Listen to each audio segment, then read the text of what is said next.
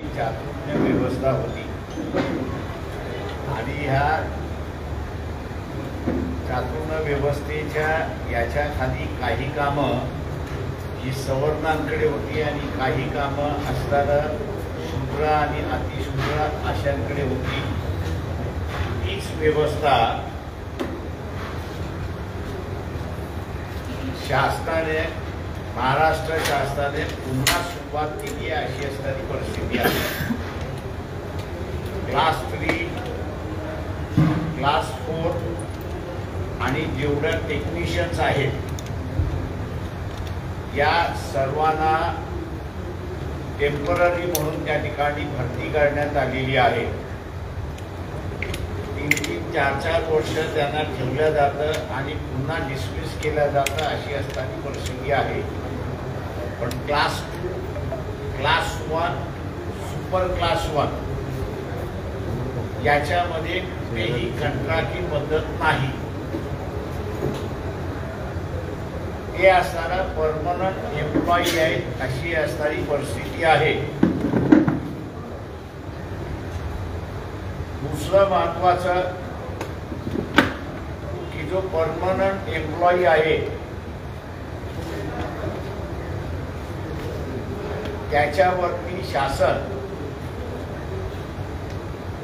सध्याच्या याच्यामध्ये 28% खर्च करते. या 28%पैकी 20% हे क्लास 2, क्लास 1, सुपर क्लास 1 यांच्यावरती खर्च केला जातोय अशी परिस्थिती आहे. उरलेला जो आहे परमनंट मध्ये असलेला क्लास 1, क्लास 3, क्लास 4 आणि टेम्पररी असणारा कामगार मग तो टेक्निशियन आहे किंवा क्लास 1 मधला, क्लास 3 मधला असेल किंवा क्लास 4 मधला असेल त्याच्यावरती फक्त 8% खर्च केला जातोय अशी असणारी परिस्थिती आहे. शासनाचा हा जो चातुर्य वर्णन ऍडमिनिस्ट्रेशन मध्ये चाललेला आहे त्याला कुठेही कायदेशीर मान्यता नाही. दुसरं सगळ्यात महत्वाचं जे आहे शासकीय रिक्रुटमेंट जे आहे हे फक्त 2च एजन्सी त्या ठिकाणी करू शकतात. केंद्रासाठी UPSC म्हणजे युनियन पब्लिक सर्व्हिस कमिशन आणि राज्यासाठी महाराष्ट्र पब्लिक सर्व्हिस कमिशन त्या ठिकाणी करू शकतं. उरलेलं रिक्रुटमेंट कोणीच करू शकत नाही अशी असणारी कायदेशीर घटनात्मक बंधन आहे अशी परिस्थिती आहे. पण दुर्दैवाने महाराष्ट्र शासन असेल किंवा केंद्र शासन असेल ही दोनही घटनात्मक बंधनं जी आहेत ती पाळत नाही अशी परिस्थिती आहे. लोकसभेच्या आणि विधानसभेच्या निवडणुका वर्षभराच्या कालावधीमध्ये होती. हा सर्व टेम्पररी कामगार जो आहे टेम्पररी कर्मचारी जो आहे या सर्व टेम्पररी कर्मचाऱ्यांना वंचित बहुजन आघाडीच्या वतीने आम्ही आवाहन करतोय त्यांनी येत्या लोकसभा आणि विधानसभेमध्ये वंचित बहुजन आघाडीच्या पाठीमागे उभे राहायला सत्ता आपण मिळवून दिली तर हे चातुर्य वर्णन जे ऍडमिनिस्ट्रेशन मध्ये आलेलं आहे ते आम्ही मोडीत काढू, चालू देणार नाही आणि जो टेम्पररी आहे त्याला परमनंट आदेश सत्तेमध्ये आलो तर आधी काढल्याशिवाय राहणार नाही. त्याच्या चातुर्य वर्णाच्या विरोधात वंचित बहुजन आघाडी आहे आणि म्हणून हा जो टेम्पररी कर्मचारी आहे त्यांनी ही गोष्ट लक्षात घ्यावी की वंचित बहुजन आघाडी सत्तेमध्ये आली तर त्यांचं परमनन्सी त्या ठिकाणी होते आणि टांगती तलवार जी आहे की कायमची आम्ही मिटवतो हे त्यांना आश्वासन आम्ही देतोय आणि म्हणून लोकसभा आणि विधानसभेमध्ये हा टेम्पररी कर्मचारी आमच्या बरोबर उभा राहील अशी असणारी परिस्थिती आहे. ज्या काही 9 कंपन्यांना कॉन्ट्रॅक्ट देण्यात आलेला आहे त्याच्यातला एक नमुना म्हणून मी आपल्याला असणारा मांडतो.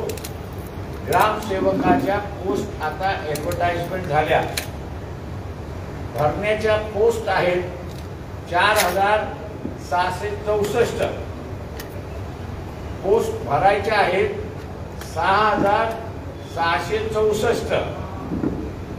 अर्ज एकंदरीत आलेची संख्या आपण असायला बघितली तर ती 11,50,000 अर्ज आलेत अशी परिस्थिती आहे. DCI ने हे आकडे चुकीचे असतील तर त्यांनी ते सांगावेत. आरक्षण आणि बिगर आरक्षण अशा प्रत्येक उमेदवाराकडून त्यांनी 1,000 रुपये गोळा केलेले आहेत.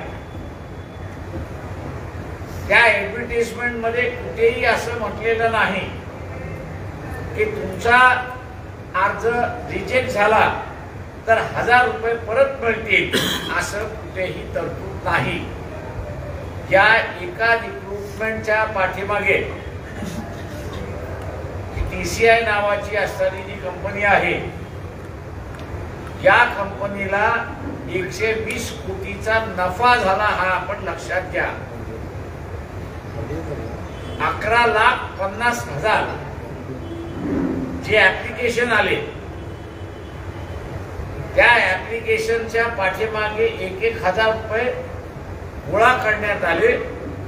120 कोटी त्या ठिकाणी जमा होतात आणि या कंपनीच्या खिशामध्ये शासनाने मुद्दामून घालवले अशी असणारी परिस्थिती आहे. ज्यावेळेस महाराष्ट्र पब्लिक सर्व्हिस कमिशन अस्तित्वात आहे, चेअरमन नेमलेला आहे, त्याचा स्टाफही नेमलेला आहे, त्याच्या मार्फत रिक्रुटमेंट न करता या एजन्सी मार्फत रिक्रुटमेंट केल्या जात आहे. त्यावेळेस एकनाथ शिंदे महाराष्ट्राचे मुख्यमंत्री कर्तव्य दक्ष असं म्हटलं जातं आणि दादागिरी करणारे अजित पवार उपमुख्यमंत्री आणि सगळं कंट्रोलिंग करणारे असं ज्यांना म्हटलं जातं देवेंद्र फडणवीस यांनी खुलासा करावा की या TCI कंपनीमध्ये डायरेक्टर कोण आहेत, अंडर हँड एग्रीमेंट कोणाची काही आहेत का, आणि आता रिक्रुटमेंटच्या नावाखाली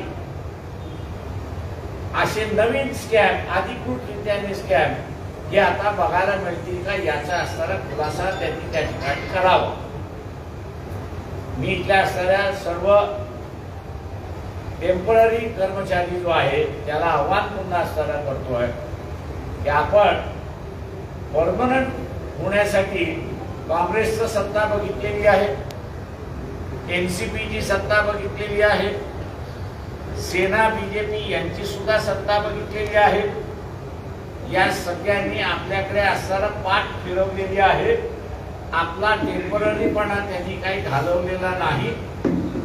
वंचित बहुजन आघाडीला आपण सत्ता द्या, आम्ही आपला टेम्पररीपणा जाऊन परमनन्सी आपल्याला त्या ठिकाणी आणून देण्याचं आश्वासन या ठिकाणी देतो. पण हे केव्हा करता येईल आम्हाला, सत्ता ज्यावेळेस आमच्या हातात असेल त्यावेळेस, जेव्हा सत्ता मिळवण्यासाठी आपण सगळेजण प्रयत्न करा, हे आव्हान मी या ठिकाणी टेम्पररी कर्मचाऱ्यांना करून या ठिकाणी थांबतो. आपण आता विचार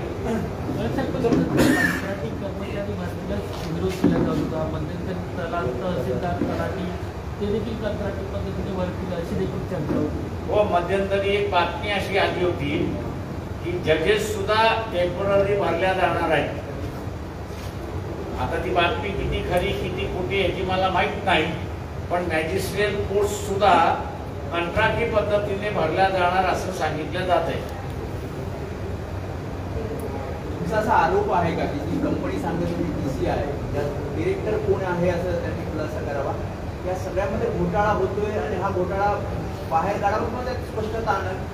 प्रश्न असा आहे की अधिकृतरित्याने 1000 कोटी मागितले, 1000 प्रत्येक कॅन्डिडेटला द्यायला सांगितले. 11,50,000 कॅन्डिडेटनी अप्लाय केले अशी आमची माहिती आहे, अधिकृत माहिती आहे. आता 1000 रुपये आपण असताना धरलं तर 120 कोटी सहज होतात. जेव्हा 120 कोटी हा ऑफिशियली आलेला आहे, त्याच्यामुळे हा 120 कोटी ऑफिशियल आलेला आहे, त्याचा वाटणीदार हिस्सेदार कोण याचा खुलासा मागतोय. आणि मग डायरेक्टर बोर्ड आलं की त्याच्यातली आपल्याला कळतं की हिस्सेदार वाटणीदार कोण आहेत ते. 120 कोटीची आकडेवारी एकाच कंपनीची आहे की 9 ही कंपनी? एकाच कंपनीची आहे. TCI कडे आलेले अर्ज त्याच्यामधून मी म्हणतोय. 9 कंपन्यांचं आहे आपल्याकडे? नाही, माझ्याकडे 9 कंपन्यांचा डेटा नाही आहे सध्या. साहेब, एक दुसरा मुद्दा, सध्या राज्यातली राजकीय परिस्थिती आहे. मी आज असताना हा एक आमचा मुद्दा महत्वाचा आहे. इथे एकंदरीत असताना कॉन्ट्रॅक्टवरती असणारे आमच्या माहितीप्रमाणे 8 लाख कर्मचारी रफली आहेत. त्यांचा हा जीवना मरणाचा असणारा प्रश्न आहे. त्याच्यामुळे असणारा ही प्रेस कॉन्फरन्स मी याच मुद्द्यापुरती मर्यादित आहे. राजकीय परिस्थिती जी आहे ती दर दिवशी बदलत असते. आपण उद्या त्याच्यावरती बोलू. तरी आणखी एकच प्रश्न, असं म्हटलं जातं की इंडिया आघाडीमध्ये सहभागी होण्यासाठीच्या हालचाली सुरू आहेत, म्हणजे तुम्ही सहभागी व्हावं. ते मी आज जसं म्हणालो की आमच्या असणारा आजची प्रेस कॉन्फरन्स जी आहे ही या टेम्पररी कर्मचाऱ्यांना आश्वासन देणं आणि परमनन्सीचा मार्ग हा त्यांचा मोकळा करणं एवढ्याच मोठी मर्यादित आहे. तेव्हा इतर कुठल्याही प्रश्नाला मी उत्तरं देणार नाही. त्याच्यासाठी सत्तेचं आवाहन केलं ना मला, त्याच्यामुळे ते राजकीय मार्गावर गेलं नाही. सत्ता द्या आमच्या हातामध्ये, हे आवाहन सत्ता द्या केलं मागतो होतं. ना आम्ही सत्ता आमच्या वंचित बहुजन आघाडीकडे मागतो. एक अल्टिमेटम दिला होता काँग्रेसला 15 दिवसाच्या. मी तुम्हाला आज म्हणाला की हाच विषय उद्या आपण या, उद्या मी पॉलिटिकली बोलतो. Thank you thank you. सर, एक हिंदी प्रेस नोट येते 1-2 सर, मिनिटात येईल. मी सर, हिंदीमध्ये एक देतो हिंदी तोपर्यंत. प्रेस नोट येईपर्यंत मी हिंदीमध्ये देतो. केंद्र सरकार और राज्य सरकार इन्होंने एम्प्लॉयमेंट, सरकार के लिए एम्प्लॉयमेंट जब चाहिए तो संविधान ने 2 एजेंसीज बनाई है. सेंटर के लिए UPSC union public service commission है कि जिसके माध्यम से सेंटर को जितने एम्प्लॉय चाहिए उनका रिक्रूटमेंट किया जा सके. और दूसरी तरफ राज्य जो है वो राज्य में state employment exchange, state public service commission वहाँ पे बनाया है कि जिसके माध्यम से रिक्रूटमेंट किया जा सके. इन दो रिक्रूटमेंट के माध्यम के अलावा तीसरा कोई माध्यम नहीं है कि जिसको आप रिक्रूट कर सकते हैं. टेम्पररी एम्प्लॉयमेंट जो है उसका भी बजटरी प्रावधान हो तो ही आप उसको कर सकते हैं, वरना आप कर नहीं सकते. ऐसी एक परिस्थिति है. लेकिन केंद्र के राज्य हो या केंद्र की सरकार हो या राज्यों की सरकार हो, अब उन्होंने जो है, जो पुराना भारतीय व्यवस्था का एक हिस्सा था, चातुर्य वर्णन जो एक हिस्सा था, वो दोबारा एडमिनिस्ट्रेशन में इंट्रोड्यूस किया है. पहले भी जो सवर्ण थे वो सुरक्षित थे, शूद्र और अतिशूद्र जो है वो असुरक्षित थे. ऐसी परिस्थिति थी. आज भी एडमिनिस्ट्रेशन के माध्यम से क्लास 2, क्लास 1 और सुपर क्लास 1 इनको परमानेंसी दी गई है. और जो क्लेरिकल पोस्ट है, क्लास 3 के पोस्ट है, टेक्निकल पोस्ट है, क्लास 4 के पोस्ट जो है उनमें असुरक्षितता पैदा की गई है और उन सभी को टेम्पररी किया गया है. हर बार 3 साल के लिए, 2 साल के लिए, 1 साल के लिए, 6 महीने के लिए अपॉइंटमेंट मिलती है, ऐसे जो महाराष्ट्र के जो कर्मचारी है, करीब करीब 8 लाख के आसपास ये कर्मचारी है, इन कर्मचारियों को हम लोग आश्वासन देते हैं कि वंचित बहुजन आघाड़ी की सत्ता आने वाले लोकसभा और विधानसभा में अब ये आई है। ये जो चातुर्य वर्णन एडमिनिस्ट्रेशन में आया हुआ है उसको हम लोग खत्म करेंगे और जो टेम्पररी एम्प्लॉय है उस टेम्पररी एम्प्लॉय को परमानेंट एम्प्लॉय यहाँ पर करेंगे। यह आश्वासन हम लोग उनको देते हैं। रही बात, एक चर्चा जोरों से शुरुआत है कि 28% या 32% एडमिनिस्ट्रेशन का जो इनकम है वो एडमिनिस्ट्रेशन पे चली जाती है, लेकिन ये जो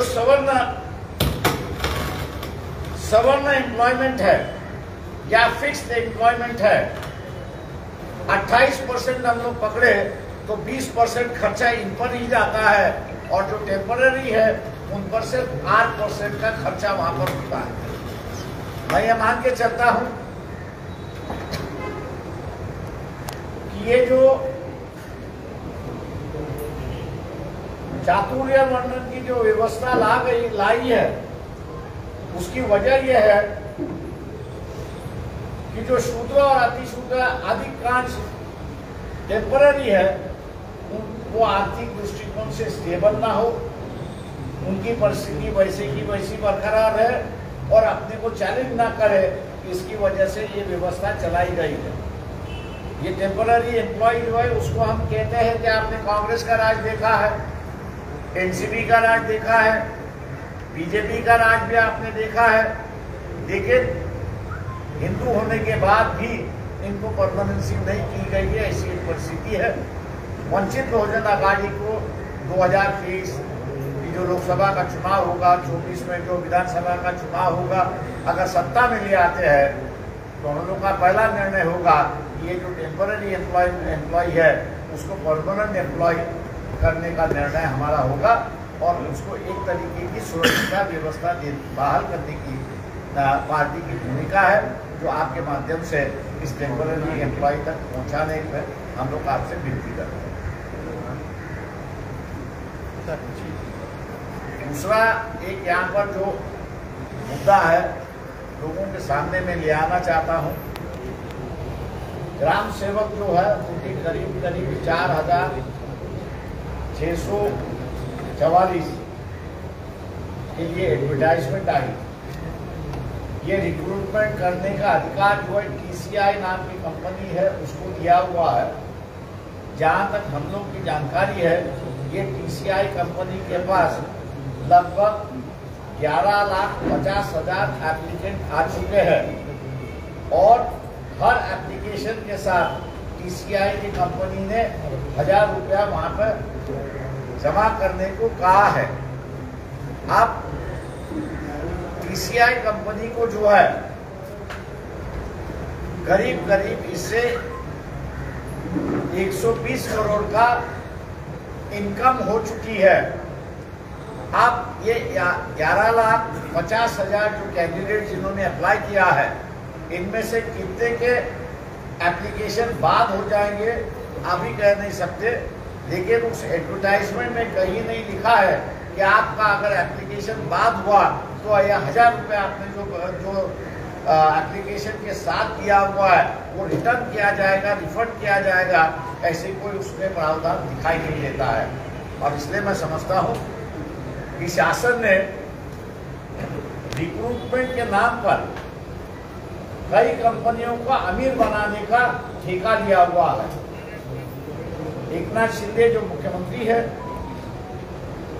देवेंद्र फडणवीस दूसरे उप मुख्यमंत्री है, अजित पवार जो तीसरे मुख्यमंत्री है, इन तीनों से हम आग्रह करते हैं कि ये TCI कंपनी के डायरेक्टर्स कौन कौन है, ये TCI कंपनी के डायरेक्टर्स कौन कौन है, इनके नाम अगर पब्लिश होंगे तो पता चलेगा कि ये जो 120 करोड़ रुपया एप्लीकेशन के माध्यम से आया हुआ है वो किन किन लोगों को जा रहा है और एक प्रकार का ये करप्शन है, ऐसा मैं उसको मानता हूं। तो ये जो प्राइवेट रिक्रूटमेंट के माध्यम से ऑफिशियली जो लोगों से चोरी की जाती है, मेरे ख्याल से इसको रोकना जरूरी है। और रिक्रूटमेंट अगर मैंने जैसे कहा कि हम लोग सत्ता में आए तो पब्लिक सर्विस कमीशन के अलावा और तीसरा कोई एजेंसी होगी नहीं वहां पर। आपको कुछ सर ती नावं जर तुम्हाला तरी माहिती असेल तर देखील करू शकता. सरकारसोबत त्यांचं संबंध आहे का किंवा नेत्यांची पद्धत आहे आणि म्हणून त्यांना आमदार पहिल्यांदा शासनाला रिॲक्ट करू द्या. शासन नाही रिॲक्ट केलं तर आम्ही असं आहोत ती नावं पब्लिश करायला. पण या विरोधात वंचित बहुजन आघाडी भविष्यामध्ये आणखी जास्त आक्रमक ते आम्ही असं आक्रमक आहोत. आम्ही जिथे जिथे रिक्रुटमेंट होतं, प्रायव्हेट रिक्रुटमेंट जिथं होतं त्याच्या मार्फत असताना विरोध करत असतो. उग्रपणे हा आंदोलन करता येत नाही याचं कारण की 1000 रुपये आमचे गेले तरी चालतील, पण त्या 4664 मध्ये आमचा कुठेतरी नंबर लागेल असं त्याचं हे असतं. त्याच्यामुळे फार उग्रपणे आंदोलन हे करता येत नाही. त्याचाही इंटरेस्ट असतो हे आपण लक्षात घेतलं पाहिजे. आणि म्हणून शांततेच्या मार्गाने आम्ही असायला हे आंदोलन सुरुवात केलेलं आहे. पण त्याला एंड करायचं असेल तर हे पॉलिटिकल पार्टीज करू शकत नाही. वंचित बहुजन आघाडी ते रिक्रुटमेंट UPSC मार्फत किंवा MPSC मार्फतच करेल की जेणेकरून ही जी ऑफिशियल रूट आहे ती ऑफिशियल रूट त्या ठिकाणी थांबू शकेल. बऱ्याच दिवसापासून चर्चा आहे की वंचित बहुजन आघाडी ही महाविकास आघाडीमध्ये सामील होणार आहे. नेमकं सत्य काय आहे? मी या प्रश्नावरती असताना उद्या रेग्युलर प्रेस घेऊन त्याचं उत्तर आपल्याला देईल. आजची असणारी ही प्रेस फक्त आमच्या दृष्टिकोनातून हा जो 8 लाख टेम्पररी कर्मचारी जो आहे तो महत्त्वाचा आहे आणि ही प्रेस कॉन्फरन्स तेवढ्या पुरतीच मर्यादित. चंद्रशेखर बावनकुळे तुमच्या वक्तव्याचा विरोध केलेला आहे. तुम्ही ज्या पद्धतीने म्हणाला काही दशकाच्या ताब्यात आहे या वक्तव्यावरती त्यांनी म्हटले की हिंदू कधी याला मान्यता देणार नाही. ते माझं म्हणणं असं आहे की या उरलेल्या पॉलिटिकल जे प्रश्न आहेत ते उद्या मी असताना घेईन प्रेसमध्ये. आज फक्त आम्ही असताना या ज्याला म्हणता येईल आपल्याला की टेम्पररी कर्मचारी जो आहे महत्त्वाचा आहे तेवढ्या पुरतंच आम्ही मर्यादित आहोत. Okay sir, thank you. थँक्यू.